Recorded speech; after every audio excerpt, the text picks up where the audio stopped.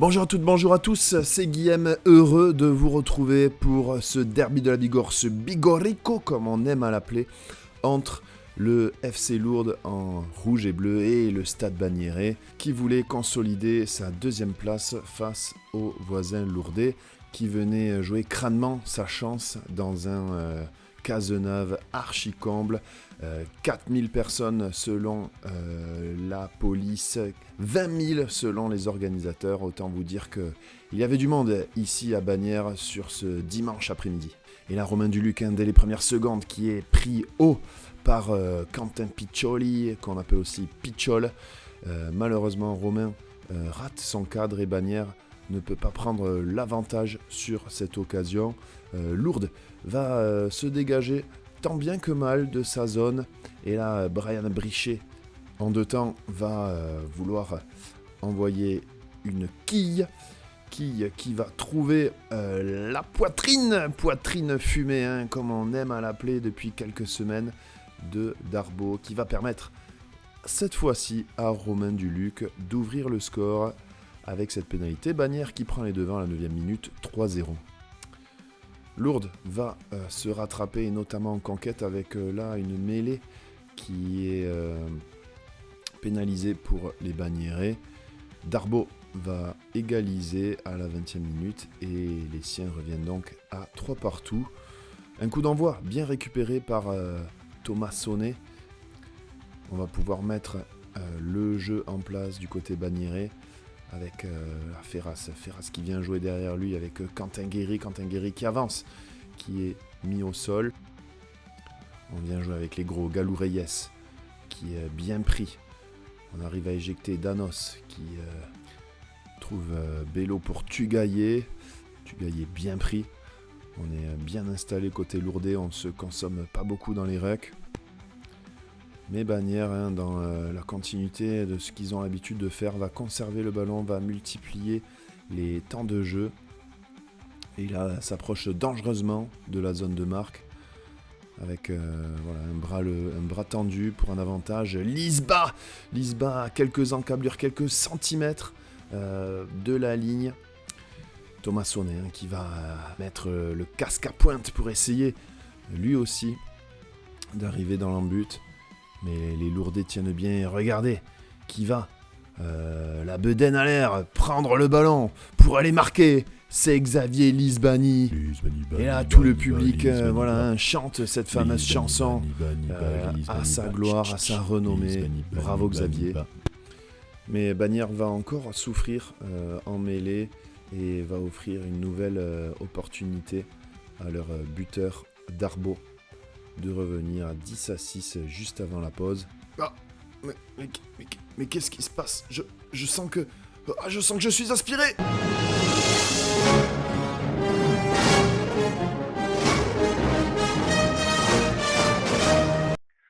Alors que nous sommes en direct 20 juin 2005 et Bagnères vient de récupérer une touche, mais pour Cercy, petit coup de pied au par-dessus, mais que fait-il ? Florent Compagnette qui récupère ce ballon en bout d'aile et qui va aller marquer. L'essai pour le Stade Bagnérais qui délivre tout un peuple, 14-7. Bagnères prend les devants dans cette finale de Fédéral 3.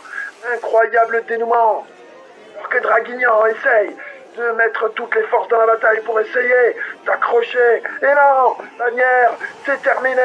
Bagnères est champion de France. Fédéral 3, première fois qu'une équipe fagnon remporte le titre national. Et le peuple bagnérais est en liesse. Envahissement de terrain. Incroyable dénouement. Bagnères en blanc qui réussit à se hisser et à décrocher ce titre de champion de France. Toute la ville est en émoi et là, Herbetiak, Titiche, qui soulève le bouclier de la Fédérale 3, à jamais le premier capitaine à offrir le bouclier à sa ville.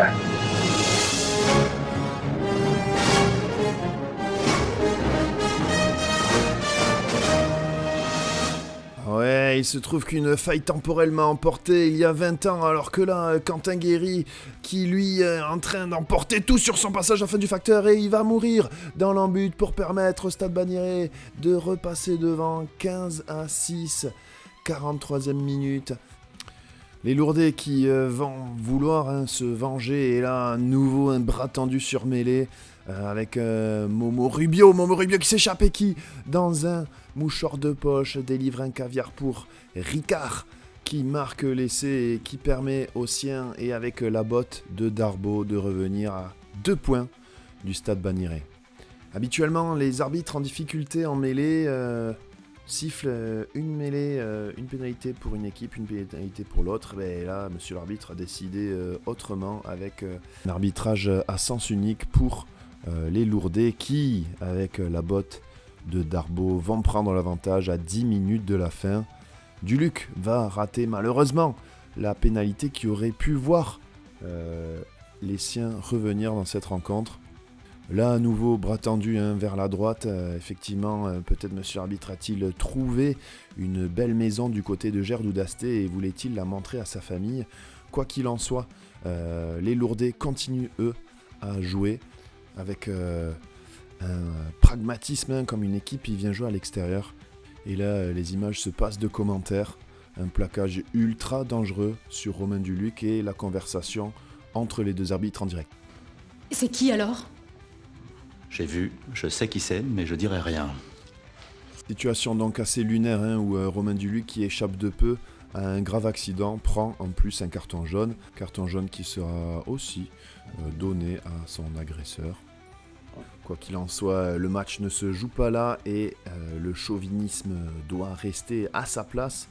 Les Lourdais, qui auront fait le match parfait à l'extérieur, vont réussir à gagner du temps, à conserver le ballon pour finir ce match et conclure par une belle victoire ici en terre bagnéraise. Défaite donc du stade 16-15 face aux voisins lourdais.